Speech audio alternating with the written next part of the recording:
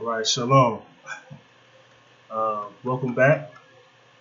If you haven't already, please subscribe to the YouTube channel if you would like to get regular Bible studies or lessons or something.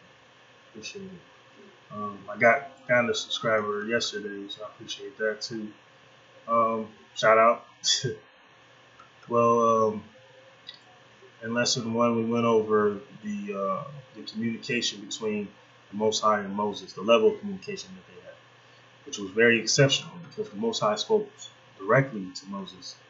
That is something exceptional that he hasn't done to anyone else or with anyone else. It's very important to understand because with everyone else, it was mentioned in the scriptures that with everyone else, he spoke indirectly to them. We also went over how 80% of all communication is nonverbal. So, in essence, the Most High is saying a whole lot to us every day, and we just have to pay attention to that. We went over a few examples of that on lesson one.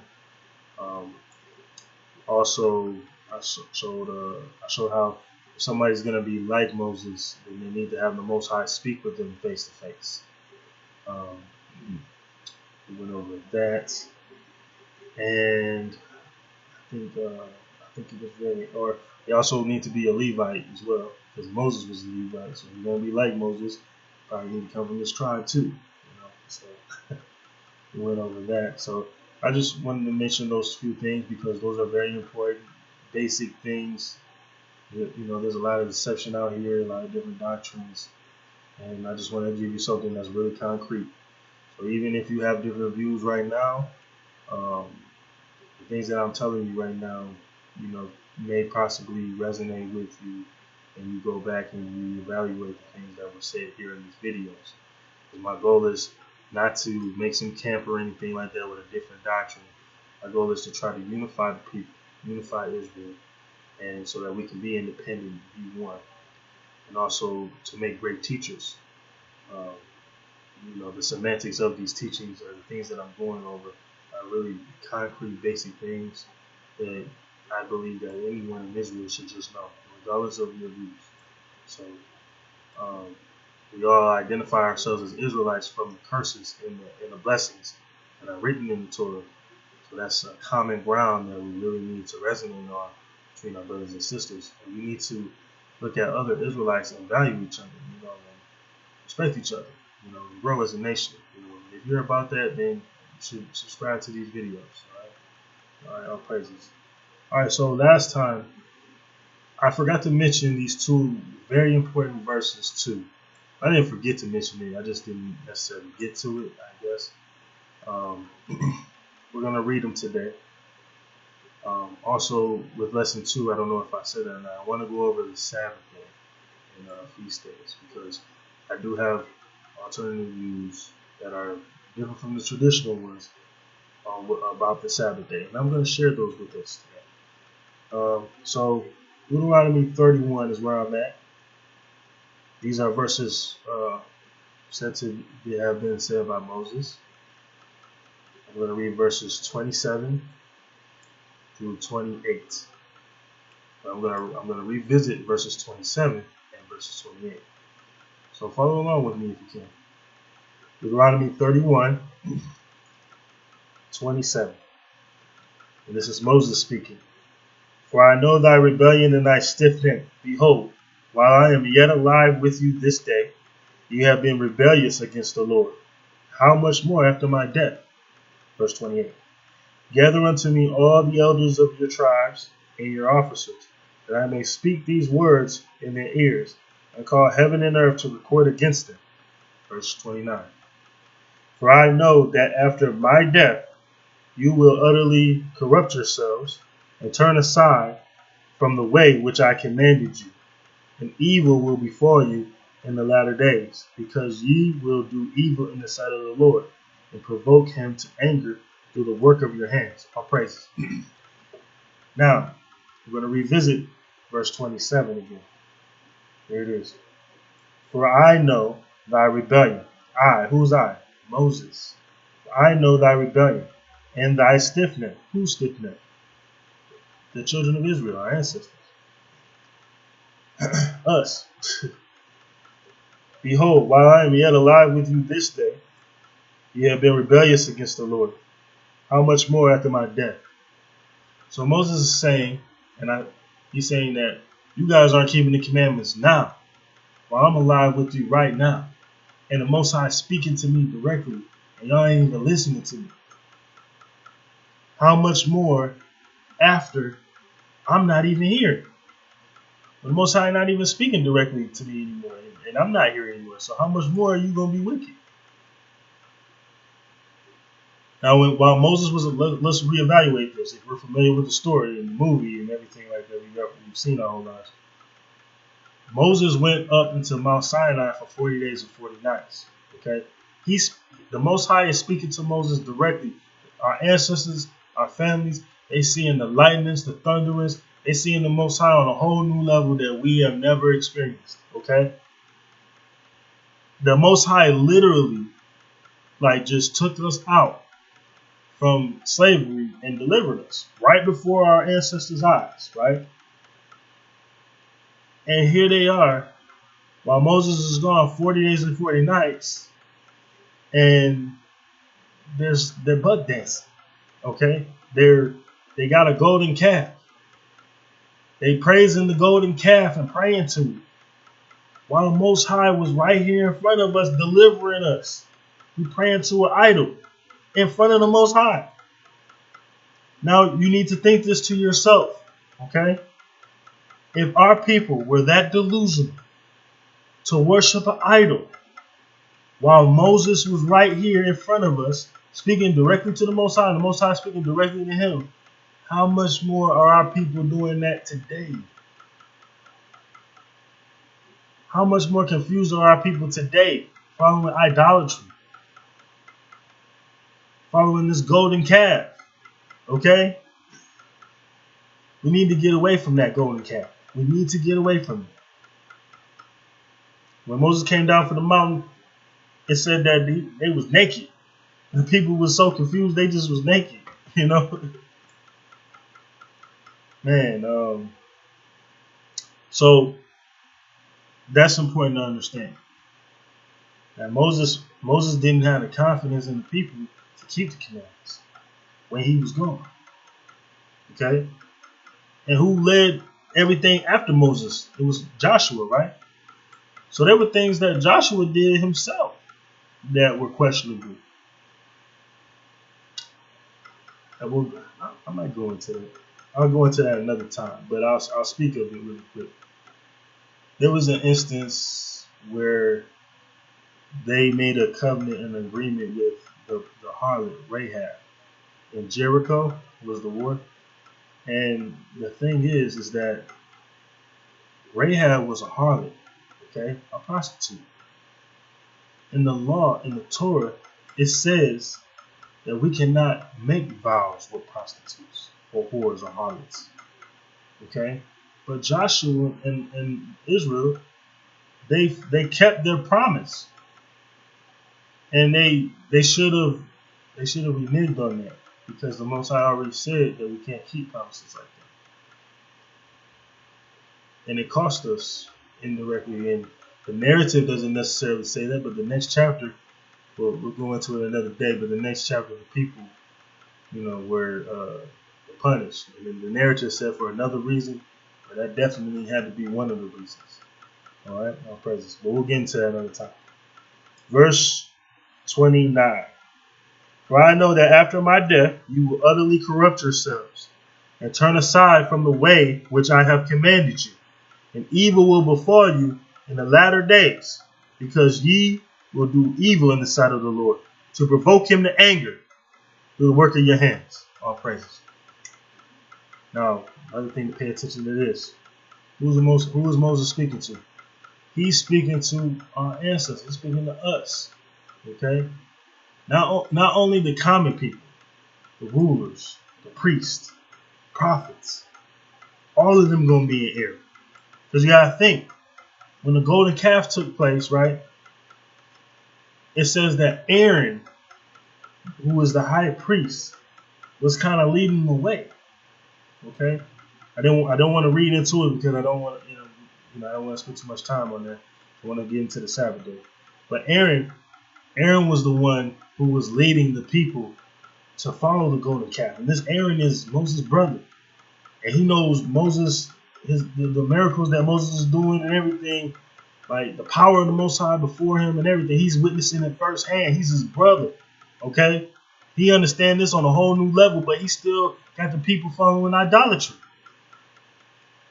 You see that? You don't think some of these leaders are doing that now? They know the truth, but they leading you into idolatry? They know what they're talking about, some BS? That's happening right now. And some of y'all really believe in it. Okay? It's time to stop that and learn these semantics, these basic principles. Okay? That's what we going on. Okay? All right. So, just wanted to touch base on that really quick. And let's dig into the Sabbath thing, okay? Let's go to Exodus chapter 20.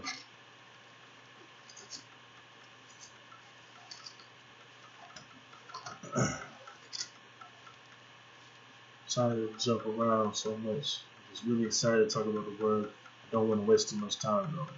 I know people got things to do. Exodus 20.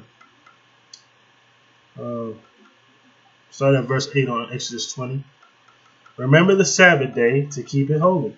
6 days shalt thou labor and do all thy work. But the 7th day is the Sabbath of the Lord thy God. In it thou shalt not do any work. Thou, nor thy son, nor thy daughter, thy manservant, nor thy maidservant, nor thy cattle, nor thy stranger that is within thy gates. For in 6 days the Lord made heaven and earth, the sea and all that in them is, and rested the 7th day. Therefore the Lord blessed the Sabbath day and hallowed it. All praises. That was verse 11. All praises. Now, the Sabbath day, the way most of our people observe the Sabbath day now by waiting for Saturday to come through. Okay? The thing is, on an overview of it all, Saturday is nowhere in Scripture. The term Saturday is actually, like, if you look at the etymology of it, it comes from like a Roman day. It's called Saturn's Day. Okay, and it's about a planet or one of them Greek gods or something. Has absolutely nothing to do with the Sabbath. All right. That's why we don't find the word Saturday, Sunday, Monday, Tuesday, Wednesday, Thursday, Friday, all them days nowhere in the Scriptures. In fact, you got to know the history too. In 46 BC, Julius Caesar, you can Google this, Julius Caesar created a whole new calendar. During the 46 BC is known as the Year of Confusion. And the reason why Julius Caesar had to do that is because him and Pompey was beefing. Okay? And like Julius Caesar, he went and conquered some land for a period of time. Pompey was jealous and tried to put him in, try to have him go through court or whatever, and try to like basically tarnish his reputation and everything he did, And Julius was like, no, I ain't about to do that. And basically, him and Pompey went at it for a couple of years, and the whole Roman, government was abandoned during that time. And that's why they lost track of time and everything. They lost track of time of days, months, years, all that. Then when he came back and tried to reorganize, he created a whole new thing. So your Saturdays and Sabbaths was all scrambled after that. Okay? That's where the Julian calendar comes from. And the Gregorian calendar comes from the Julian calendar. So this is all simple history. You can just look it up. So all these days, for all you know, Saturday could have been Thursday. Okay? So it's all scrambled up. So this is let's look at how the Most High said how we are to determine days in the Bible. Go to Genesis chapter 1.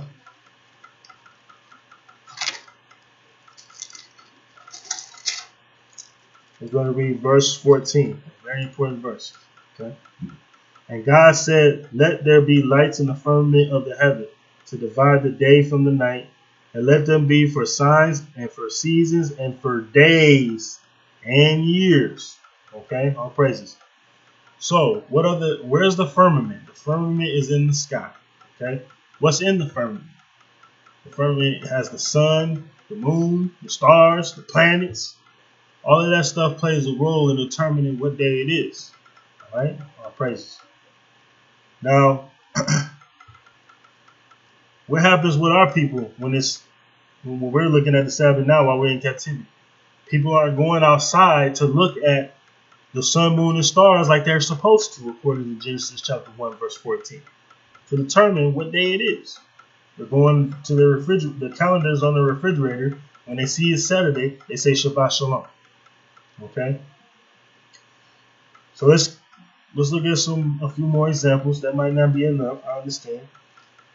Let's go to Isaiah chapter 6. Let me see, I think 66:23. I like doing it old school, man. Going through my Bible and flipping through the pages.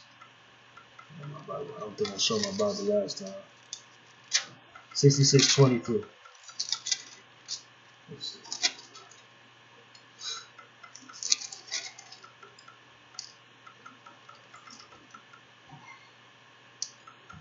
Isaiah 66:23. It says, "And it shall come to pass that from one new moon to another, and from one Sabbath to another, shall all flesh come to worship before me, saith the Lord." All praises. So I'm just showing here that the moon does play a role in the Sabbath day. Okay. Otherwise, he wouldn't be saying from one new moon to the next new moon, right? Okay, all praises. So let's look at something else about the Sabbath day. Let's go to Ezekiel, since it's very close. Go to Ezekiel chapter 46. I'm going to read verse 1.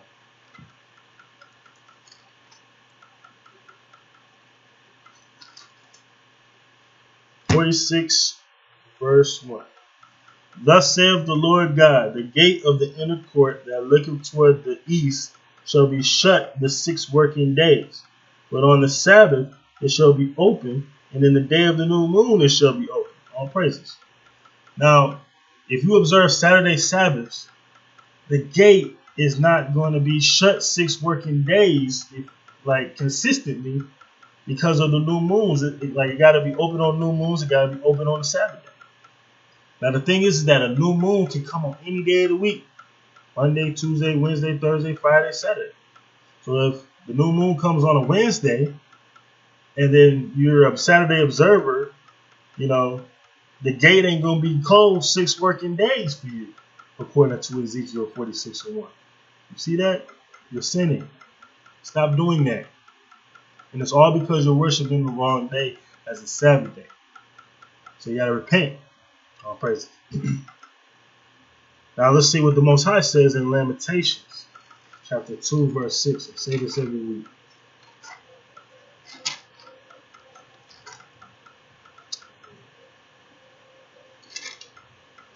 And some people are starting to get it now. I swear I was like, as far as I knew, I was the only person saying this every week. I would say it every week on my social media. Okay. Lamentations chapter 2, verse 6. "And he hath violently taken away his tabernacle, as if it were of a garden. He hath destroyed his places of assembly. The Lord hath caused the solemn feasts and Sabbaths to be forgotten in Zion, and have despised in the indignation of his anger the king and the priest." All praises. So what is the Most High saying here? Scripture is saying that the Most High has caused the Sabbath to be forgotten. Now, if the Most High has caused the Sabbath to be forgotten, who on earth has the authority to remember it? Nobody. Only a wicked person an arrogant person would do that. If you really think about it, sadly. So we gotta get rid of that ignorance and that arrogance, because the Most High has caused the Sabbath to be forgotten. Now, if you don't believe that, let's look at some more things pertaining to the Sabbath. Go to Numbers chapter 28. Actually, let's go to Leviticus chapter 26 first. Let's see this about the Sabbath day. Actually, Leviticus 23. I'm sorry.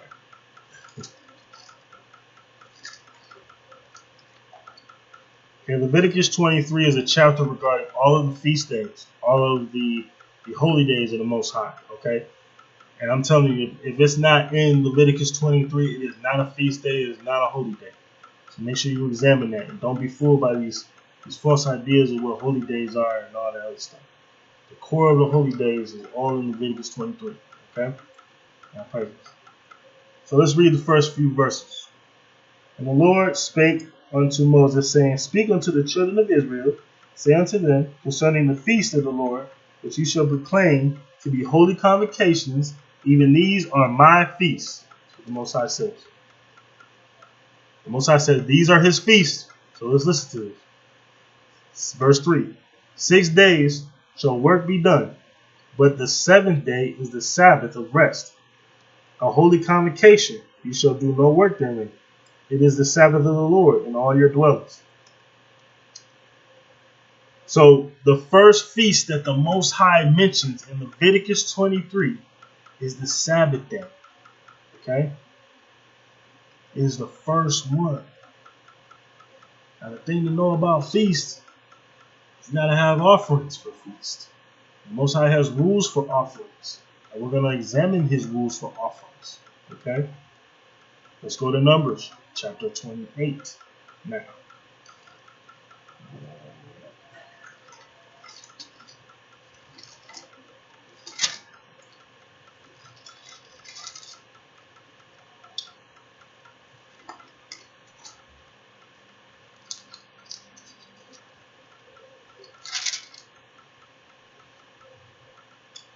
Okay, Numbers chapter 28, verse 9 and 10. That's what I'm about to read. And it reads, On the Sabbath day, 2 lambs of the first year, without spot, and 2/10 deals of flour for a meat offering, mingled with oil in the drink offering thereof. This is the burnt offering of every Sabbath, beside the continual burnt offering and his drink offering. So there's 2 Sabbaths going on. 2 sacrifice Sabbaths, or 2 sacrifices and burnt offerings going on the Sabbath day. Okay? Now all you Saturday Sabbath observers, are you sacrificing any animals or burnt offerings on your Sabbath day? You're supposed to. It's a commandment. That's what you're supposed to be remembering. You're not remembering that when you're looking at Saturday on your calendar and say, hey, Shabbat Shalom. You're taking the name of the Most High in vain when you do that. Stop doing it. And it's punishing the nation. When one of y'all do wrong, we all suffer from it. We all feel it. It's in our frequency whenever something wrong happens. Okay? So we got to get this right, man. All right? All right, so where was I? Numbers 28. Okay, so now I'm going to go over some of the rules for offering. So that's in Deuteronomy 12. Let's go there. Deuteronomy 12. I know that a lot of, see, if you want to make sure that you have a good teacher, make sure that he has some idea of sacrifice offerings, okay? That's a good teacher. If he don't know nothing about offerings and he just tell you stuff that sounds good to you all day, he or she, and they're not really about this, because a big part of the law that Moses gave to the children of Israel was sacrifices and offerings and burnt offerings. So you should have a great idea of that if you really a teacher observing the laws. All praises. Deuteronomy 12. Okay. I'm going to read verses 8 to 14. The very important verses are verses 13 and 14. I'm going to read verses 8 to 14. Just follow along with me. Deuteronomy 12, verse 8. Ye shall not do after all the things that we do here this day, every man whatsoever is right in his own eyes. Verse 9. For ye are not as yet come to the rest and to the inheritance which the Lord your God giveth you. Verse 10. But when ye go over Jordan and dwell in the land which the Lord your God giveth you to inherit, and when he giveth you rest from all your enemies round about, so that you dwell in safety, praises, verse 11, then there shall be a place which the Lord your God shall choose to cause his name to dwell there. Thither shall ye bring all that I command you, your burnt offerings, your sacrifices, your tithes, and the heave offerings off your hands, and all your choice vows which ye vow unto the Lord. Verse 12. And ye shall rejoice before the Lord your God, ye and your sons and your daughters, and your men servants and your maid servants, and the Levite that is within your gates, for as much as he have no part nor inheritance with you. Verse 13. Take heed to yourself that thou offer not thy burnt offerings in every place that thou seest. Verse 14.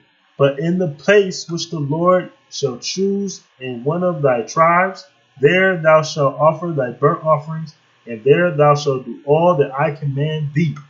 All praises.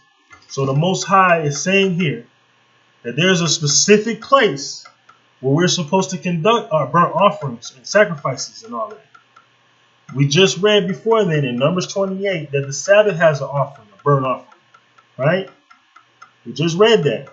So if the Sabbath has a burnt offering for its observance, then that burnt offering is done at a specific place that the Most High has chosen. Doesn't location play a role in discovery of time? Yeah. That's why, I'm in the Eastern time zone, right? Somebody in California, some shit like that, or some stuff like that, excuse me, it's 3-hour difference. Okay? The time is different depending on what location you're at on the planet. So that all plays a role in knowing and discovering the Sabbath day. Okay? Now, since the Most High has caused it to be forgotten, let's look at some other verses. I'm going to go to, there's some other verses in the Bible, but I'm going to go to an unconventional verse in the book of Jubilees. The book of Jubilees has like a whole chapter on it, but I'm going to read a verse from the book of Jubilees too. Get my phone for that.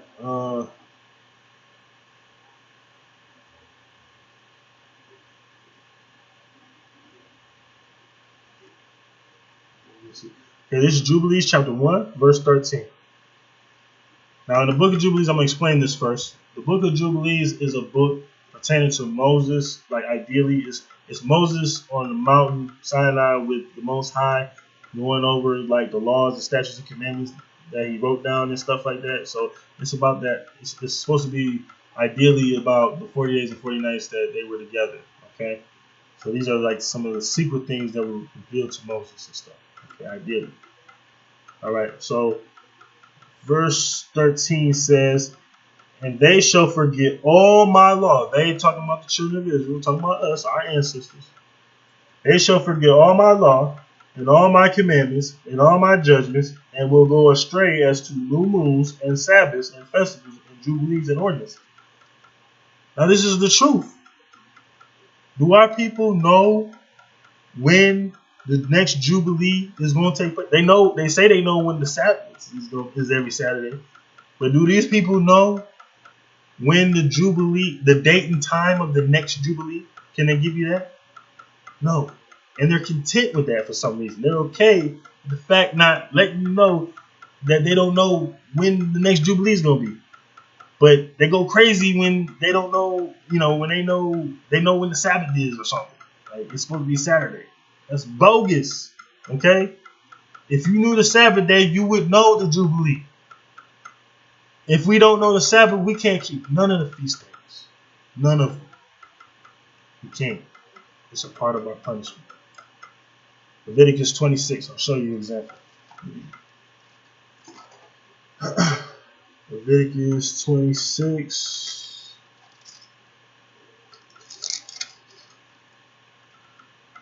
I'm going to read a few verses here.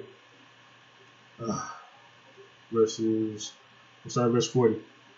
If they shall confess their iniquity, which is lawlessness, and the iniquity of their fathers with their trespass, which they have trespassed against me, and that also they have walked contrary unto me, and that I also have walked contrary unto them. How do you do that? And have brought them into a land of their enemies.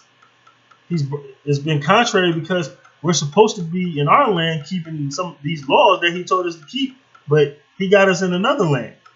You see that? So that's how this is all happening, okay? All right.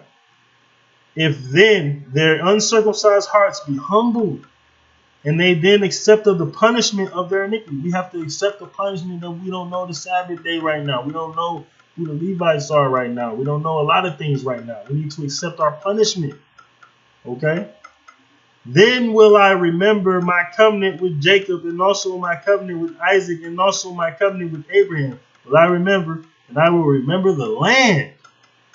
I want the Most High to remember that land, bro. All right? Hope you do too. Verse 43. The land also shall be left of them, and shall enjoy her Sabbaths, while she lieth desolate without them.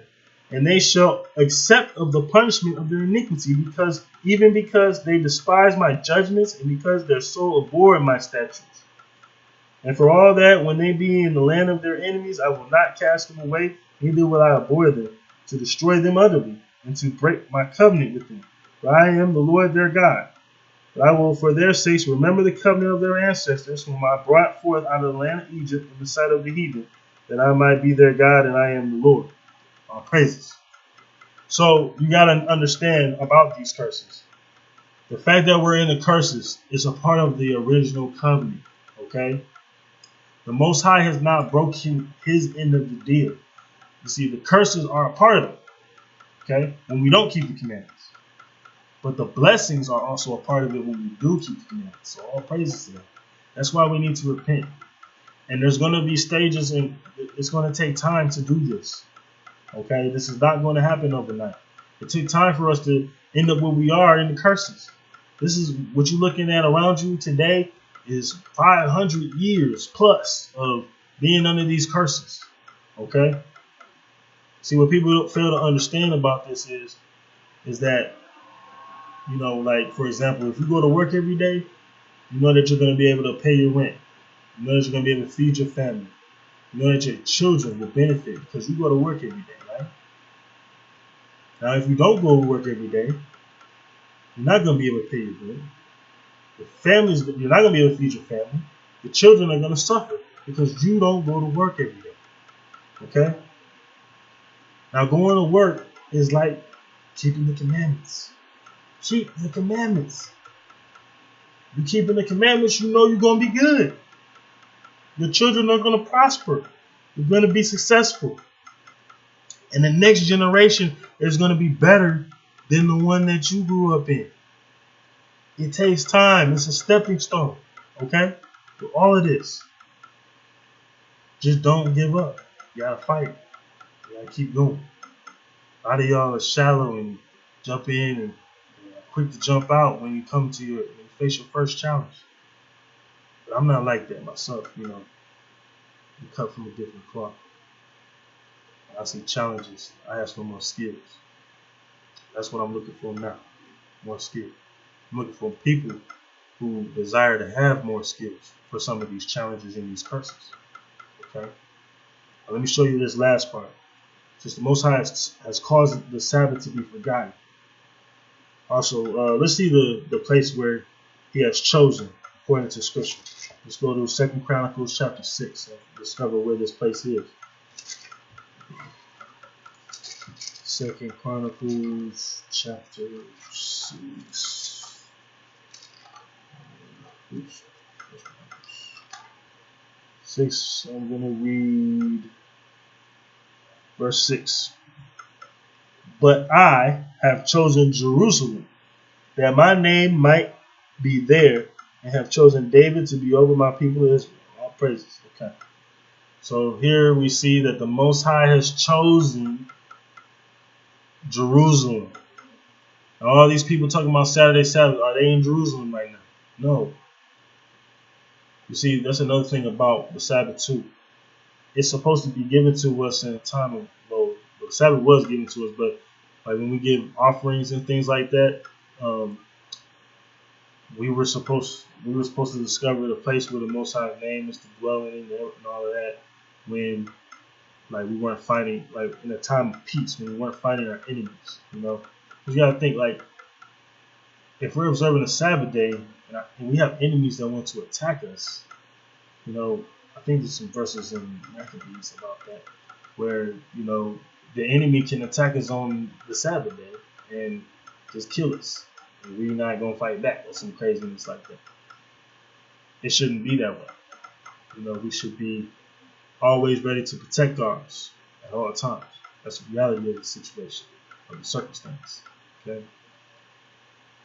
Just in life in general, you look at any animals on the planet, like the threat of danger is always present. All right. History. That when people build churches or any religious or any type of government or anything like that, they are armed. Okay, to protect their values. You understand? And we need that type of mindset. We need to be able to protect ours at all times. By any means necessary. Like a lot of our elders or older people have said, in the past. And it's a true statement. Okay.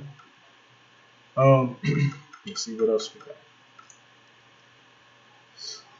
Alright. So when do we learn of the Sabbath day again? Let's go to Ezekiel chapter 20. I went over my time. Sorry about that. Ezekiel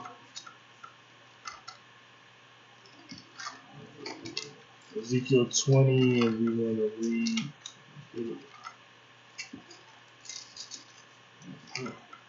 Some of my pages stick together. I'm sorry about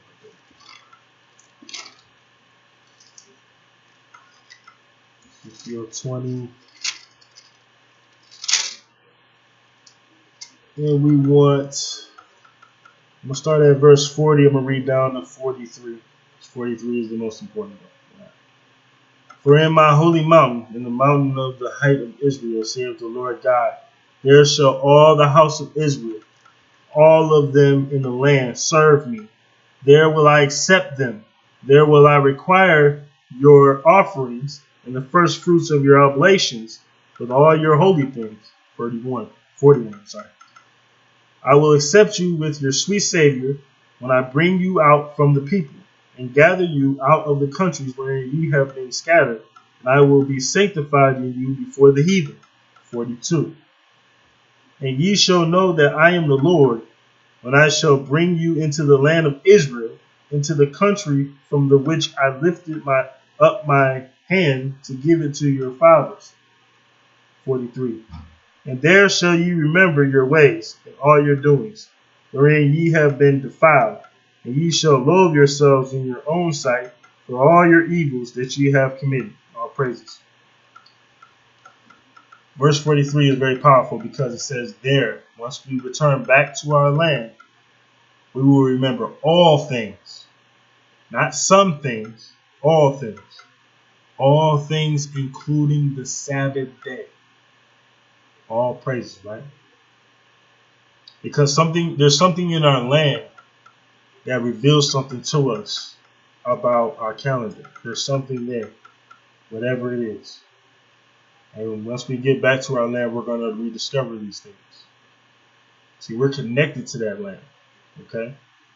We are connected to our real land on a different level, okay? There must be a spirit there because the Most High dwells there.